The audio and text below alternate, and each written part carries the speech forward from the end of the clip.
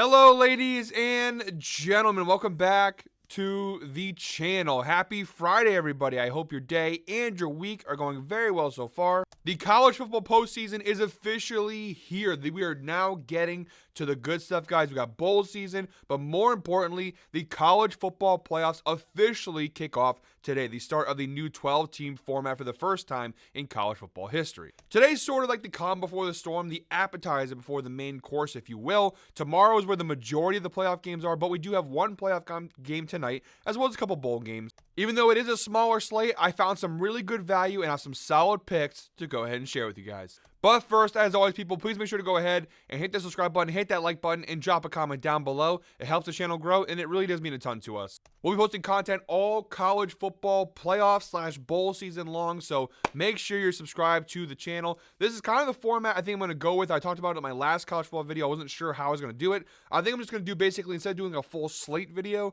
just kind of do day by day, and whatever games are on that day, we'll give picks for those games. So, yeah, I think that's just the best, because the schedule is very weird with the playoffs. Like, you got some playoff games now, then you don't have playoff games until after New Year's, and then the bowl games are all over the place. To do a week-long slate video, it's just going to be too crazy. The lines are going to shift too much. I think going day by day is probably the way to go. I'll try to make sure you get a little early so you guys have enough time to ride the picks, to put them in your sports books before the games kick off. But yeah, guys, smaller slate today. The two games I'm going to focus on are the Tulane and Florida bowl game, and then also obviously the college football playoff game between the Indiana Hoosiers and the Notre Dame Fighting Irish. Let's not waste any time, guys. Let's dive right into today's picks. We're going to jump right into the outlier screen, guys. And before we dive into the really important game here, which is the college football playoff, not to say that this bowl game isn't important, but obviously the main event is the playoff game between Indiana and Notre Dame. I have a pick for the Tulane-Florida game, 3:30 p.m. kickoff. I'm going Tulane, riding the green wave here, plus 10.5 against Florida. Now, at first glance, you guys may not like this pick. Tulane obviously trending in the wrong direction with the AAC championship loss to Army. They also lost to Memphis in upset fashion. You could say Tulane's trending in the wrong direction, while Florida is trending more in the right direction with some really big wins, a massive win, a couple of actually really massive wins. They beat LSU at home. They beat Ole Miss at home. And then obviously beating Florida State isn't that much of an achievement this year, but they're on a really good run with a couple of big ranked wins in their back pocket. And I'm not necessarily saying that Tulane's going to win this game. I just think Tulane covers the number of 10.5 points. Now, the reason why the line is where it's at, partly due to the results recently, but also because of the transfer portal, which I still, guys, it's the stupidest thing, and I hope that college football, they can figure this out. The fact that the transfer portal starts right before the bowl games and the playoff games so that most of these players have to leave their teams, it's just stupid. It makes these bowl games not really, you don't really care about them. And that's why I don't do a full slate video for every single bowl game, because college football is telling you doesn't really matter. How am I supposed to care about it? As a football fan, I do watch and I do care, but you know what I'm saying. The portal thing is stupid. I don't understand why they don't fix this, why we either don't start the season earlier or start the transfer portal later. I understand it's with the school season and everything with that, but they got to find a better way, because this is just ridiculous. Tulane, obviously, they're starting quarterback in the transfer portal. They lost a couple players to the transfer portal, which is why the line is where it's at. But Tulane's backup quarterback, who is starting in this game in place of their regular quarterback, I actually do think he's pretty solid. I don't think it's worth the drop-off that it has. Now, to be fair, this line got as high as 14.5. It's now coming back down as people are starting to bet the Tulane side of things. I still like Tulane in this spot. Again, I'm not saying they're going to win this game. I think Florida still probably squeaks out a victory here, but 10.5 points seems like a lot. Yes, Tulane trending in the wrong direction, but let's not forget, they had a pretty solid year overall. 75% cover rate this year, 85% cover rate on this plus 10.5 point line. They had a couple bad losses. Rice loss was bad. The Memphis loss was bad. The Army loss was bad. You know what I mean? Like, there were a good number of losses there that were not very good. They didn't lose to Rice. Apologies. They failed to cover. I meant to clarify that. Apologies. But you know what I'm trying to say. They had a couple bad losses here and there, but overall, Tulane had a pretty solid season. And you see this cover. They only got beat by more than 10.5 points twice, versus Oklahoma back on September 14th, and then versus Army. So those are the kind of two bad losses they had on the season. They did lose they lost to Memphis by 10, so they just barely covered that number. Although Florida is trending in the right direction, let's not forget that although Florida's been playing well of late, overall, they're not really a team that covers this spread a great ton. Again, 50% hit rate, minus 10.5. Not a crazy large cover number. They're not killing teams consistently. Tulane is definitely not the toughest team they face, but it's also not the easiest team they face, if that makes any sense. Ty Thompson, the backup quarterback for Tulane who's starting this game, was a former Oregon commit. So this is a kid who had a lot of talent. He transferred to Tulane from Oregon, had a lot of talent. He's got a lot of tools in the shed. I know he's probably a downgrade from Mensa. I don't think that he's that big of a downgrade, though, that this spread should be where it's at. I think that Tulane will control the ground game here. I think defensively they can slow Florida down enough to keep this game within the number. Again, I'm not saying Tulane's going to, one more time, they're not going to upset and win and beat Florida, but I do think Tulane should be able to cover the number with the pieces they have in place. I think Ty Thompson is good enough to keep this game within 10 points. All right, guys, with that Tulane pick out of the way, we now move on to the college football playoff game. I have 2 picks for this game between Indiana and Notre Dame. Now, I will say right off the bat here, guys, I am a Notre Dame fan. I have to say that because I don't want people to just rock. I have a little bit of bias. Now, I'm not saying I'm betting this game solely because I'm a Notre Dame fan. I'm an honest fan. If they win this game and play Georgia, I'm going to bet Georgia probably, or tell you guys to bet Georgia because I don't really want to bet against my own team. But I'll be honest with you guys. Like, I do want to tell you guys there is a little bit of bias, so take that with a grain of salt. I love Notre Dame in this spot. I'm taking a minus 6.5. Now, the spread is technically minus 7. I bought a half a point down to get the 6.5, which is minus 115 on DraftKings. Pretty good value, in my opinion, for the 6.5 point line.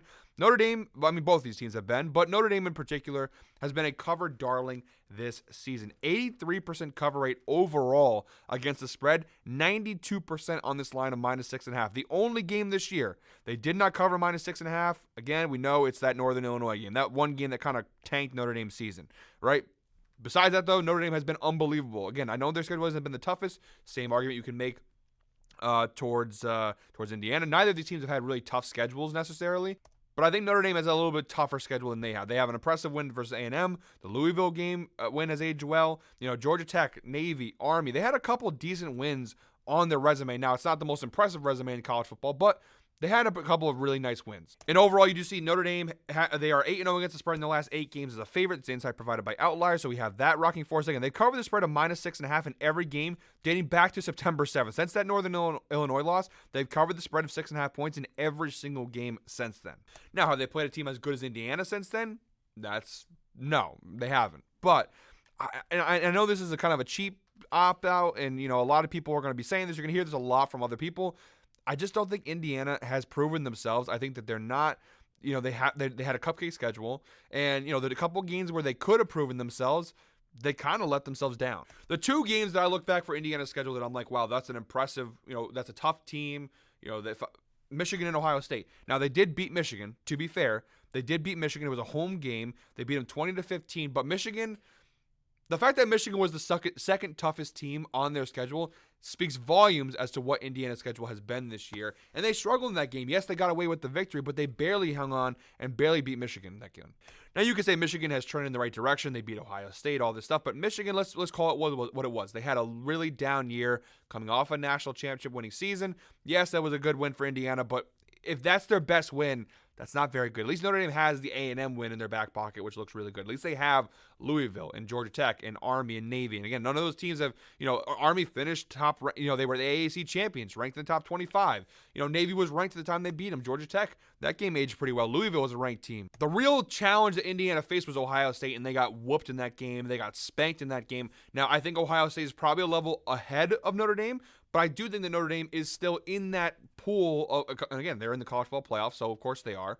They're in that pool of elite teams, and I think Indiana, as much as Curt Cignetti gets all the flowers and all the credit for what he's done this year, I just think Indiana, they kind of coasted on this easier schedule, and when they played teams that are a little bit tougher, you've seen the challenges, you've seen the struggles from Indiana. Notre Dame is a defensive juggernaut. This team has been unbelievable. They're the 3rd best scoring defense in all of college football. And again, this is not they haven't had a tough schedule either, but definitely a tougher schedule than Indiana.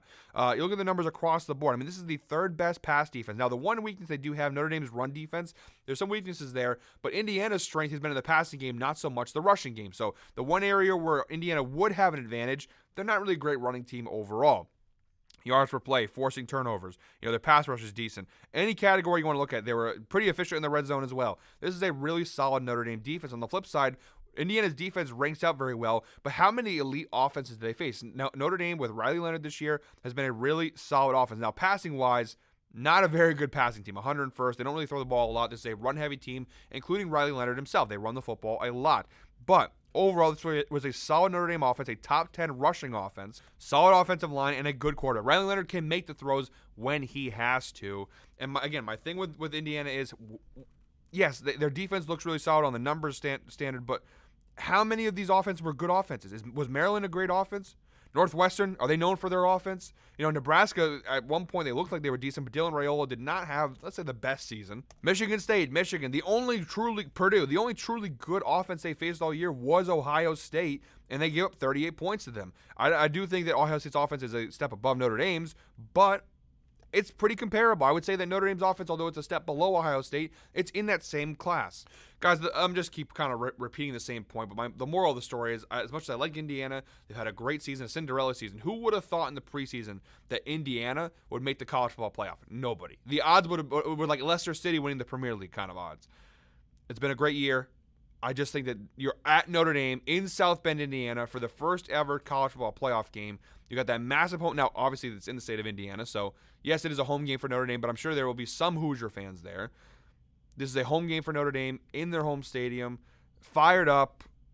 I think they are the more talented team. I don't know if I would say they're necessarily the better coach, although I do think Freeman obviously has a little bit more experience than Cignetti does. I like Notre Dame. I think Notre Dame could cover this number. And again, Ohio State beat them by 23 points. I don't think Notre Dame beats them by that much. Again, I think Ohio State is a slightly better team than Notre Dame is. But Notre Dame is still in that class. I think Notre Dame should win this game by at least 10 points. Indiana, great year, but I do think this is the end of the road for them. It's a building block. They're going to be back next year. They're going to have a great recruiting class, hopefully. And we'll see Indiana back next year. But I do think Notre Dame is the better team here. I think their defense will make enough stops and their offense can make enough plays to go ahead and win this game and cover the number. And just to kind of reiterate, so you don't think I'm talking out of my ass here, strength of schedule, Notre Dame tied for 85th, Indiana 129th. Strength of victory, Notre Dame tied for 30th, Indiana 93rd. So what that tells you is Notre Dame, they played tougher teams. They've actually beaten better teams. Indiana, their wins just not all that impressive. And then my third and final pick, guys, kind of piggybacking off of that whole little rant I just went on there. I'm going Notre Dame on the team total over 28.5 points, minus 130 on FanDuel. I think Notre Dame is going to score a healthy amount of points. They've cashed this number pretty consistently. They cashed this over in 9 out of 12 games this year, a 75% hit rate, averaging 39.83 points per game this season. Over the last 10 games, 9 of their last 10 games, the one game they missed was versus Miami, Ohio. They had 28 points. They missed it by literally a point in that game. Again, I understand Indiana. Their defense ranks really high, and they do have a solid defense overall. I do think there are weaknesses that Notre Dame can go ahead and take advantage of. I think their running game should give Indiana some problems. I know they have a really good run defense, Indiana does, but I think Notre Dame's rushing attack is so potent, they should be able to get what they want, and Riley Leonard off play action should be able to have some success here. This game, to me, screams 34-24 Notre Dame. I know these are two really good defenses, so why do I think that these teams are going to have a high-scoring game? Well, I just think that both these defenses, as good as they are, I do think there's some cracks. I do think there's some ways that they can be taken advantage of. I think Notre Dame 34, Indiana 24 would be like kind of how I view the game going here. But I like the Fighting Irish a lot in this spot. I think they cover the number. They score at least 30 points in this one and take care of business. Now, and when they go on to the next one, if they win this game and go to Georgia, I don't know if I'll have the same feelings come that time. But as of right now, I do think Notre Dame is a great matchup against Indiana. I think they're going to go ahead and take care of business against their in-state opponent.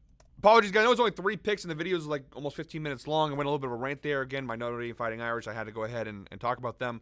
But this is kind of the format it's going to be for the college football bowl season playoff. I'll kind of just do day-by-day videos. So tomorrow morning, I'll have my Saturday video out with all the college football playoff picks and whatnot. So that's kind of the format we're going to go ahead with, guys. But that's it for me today. Thank you very much, as always, for watching. One more time, please make sure to go ahead and hit the subscribe button, hit that like button, and drop a comment down below. I'll be back tomorrow with some more college football picks. But until then, I hope you're all winners. Enjoy the kickoff of the college football playoff.